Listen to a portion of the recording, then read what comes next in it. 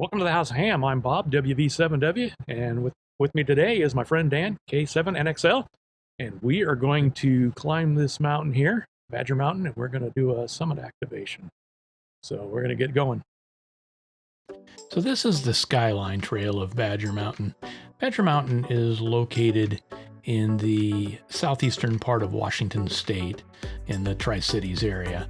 And it's one of just a handful of mountains, and it's not a terribly, as you can see, it's not a terribly difficult mountain to hike. The trail is very well maintained, and it's not very steep, so it's a nice 45-minute hike to the activation zone. The Skyline Trail starts from the western side of Badger Mountain.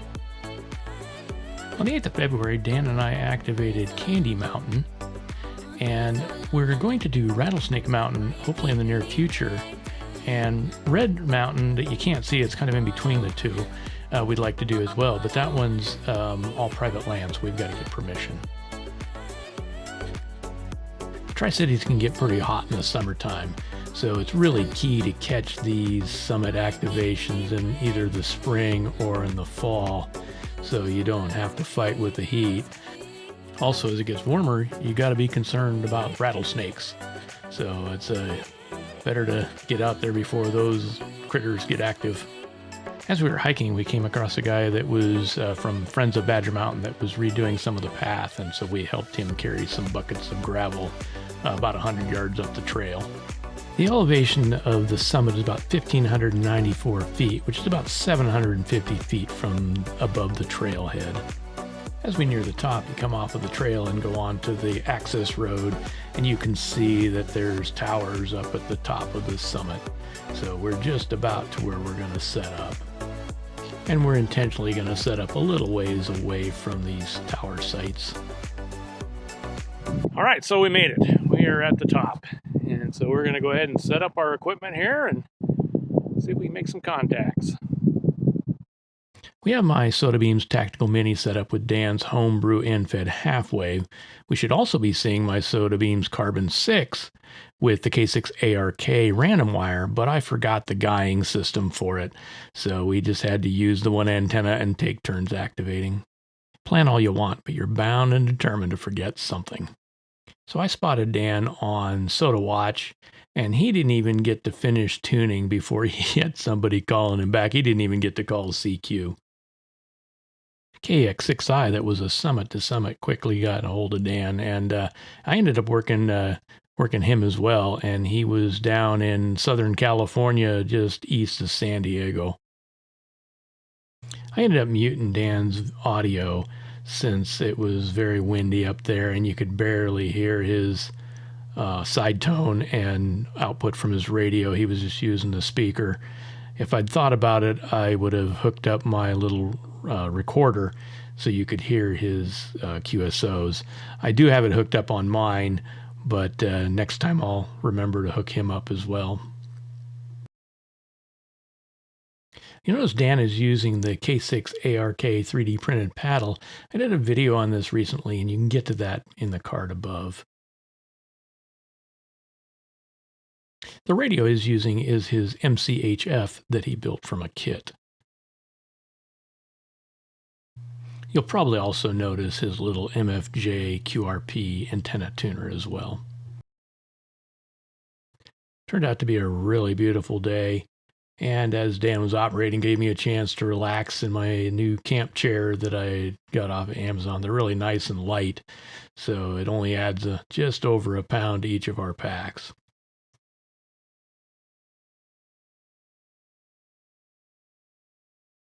So Dan operated on 20 meters and did pretty well, netted himself 9 contacts, including the one summit to summit.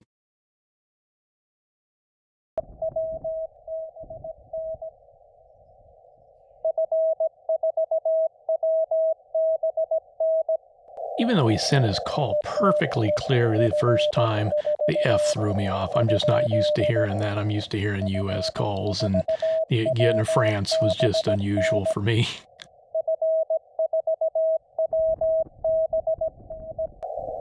You'll hear me making lots of sending mistakes and having to copy things a couple of times.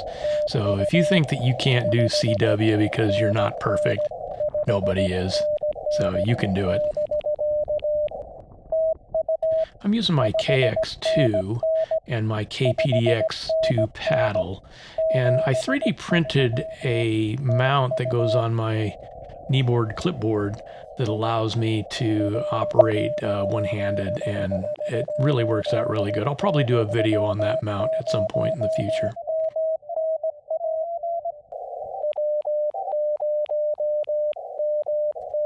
You'll hear that clicking as I'm keying, and it only does it on 17 meters, but it's actually just feedback into the headphones and into the recording unit. Both Dan and I were using QRP 5 watts only out of both of our rigs. CW is really efficient with this, and that's one of the real benefits to using Morse code for SOTA, is that you don't need a lot of heavy equipment and you can make the contacts. The KX2, with its internal tuner and battery, it's real small and light and really lightens the pack. So, and it's a pretty reasonable receiver too, so it does a pretty good job. Here you can get a really good look at Dan's homebrew infed antenna. It's just a 1/4-inch plywood, and his 49-to-1 unun is just on a piece of perf board.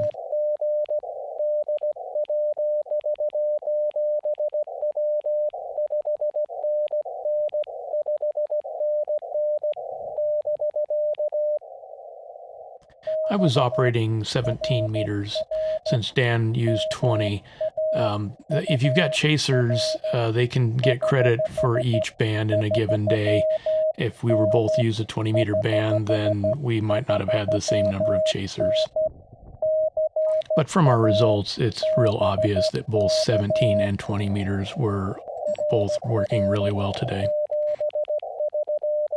This is an obvious sign that the sunspot cycle is really starting to come around on us.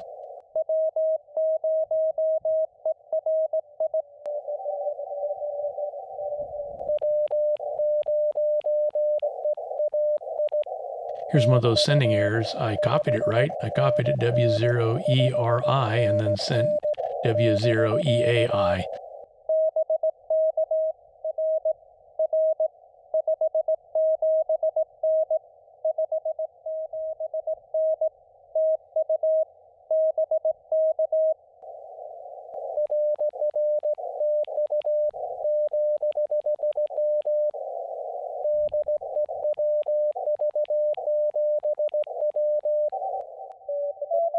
Pileups are actually pretty common on SOTA, at least from the couple of times we've done it. You certainly get a lot of people in there, so a lot of chasers. It's kind of nice, you know, but it does get your pileup skills up. The biggest thing is just not to be afraid of them. Just work your way through it.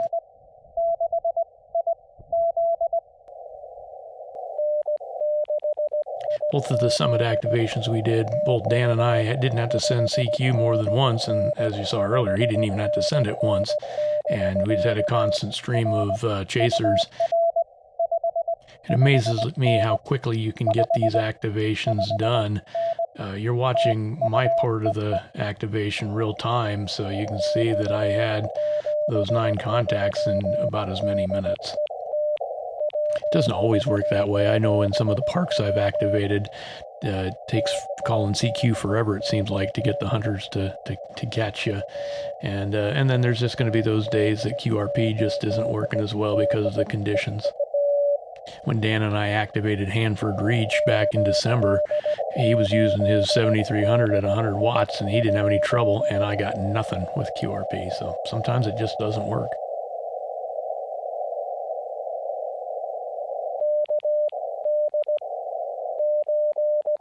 You can see the wind kind of blowing the antenna as well as the Tactical Mini around pretty good. There wasn't much wind down below, but man, you get up top here and it gets pretty breezy.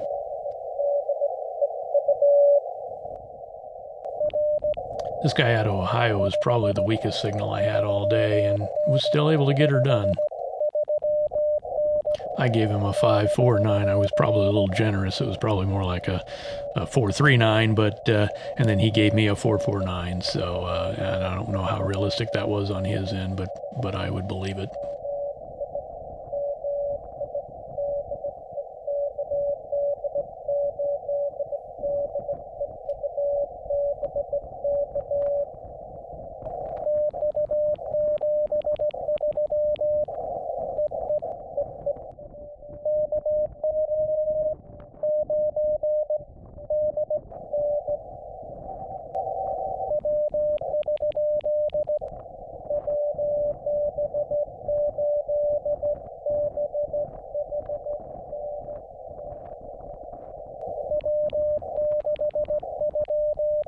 That turned out to be a real rough copy. I had to listen to the recording a couple times to even get it. It's WB8BHN, so sorry I wasn't able to get you in the log, and hope to catch you again next time.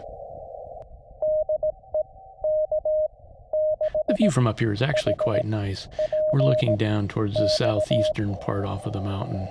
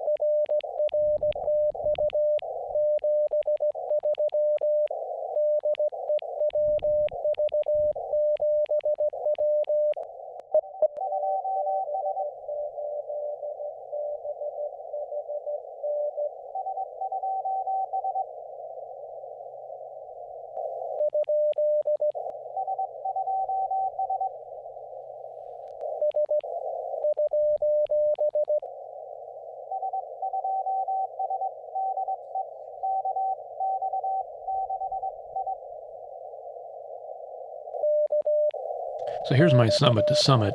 This guy was down in Southern California at a mountain called Cameron Benchmark. And he was a little off frequency, but we were able to get her done. Neither of our signal reports were very strong. We both gave 449s.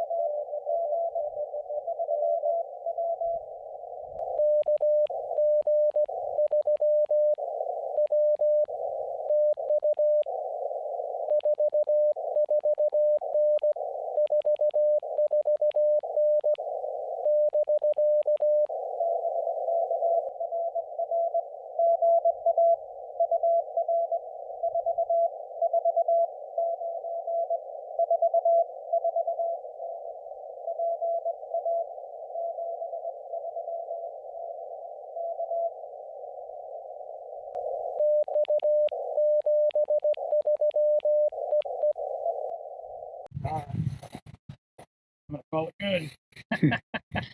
Let's see. So 1, 2, 3, 4, 5, 6, 7, 8, 9. Well done. With one. All right, so we're gonna call that a successful activation. Dan got 9, right? You got 9? 9. 9, and France being one of them. And he did that on 20 meters, and I on 17 got 9 as well. Also got the same guy from France. So very successful activation, not a bad hike. And until next time, 73.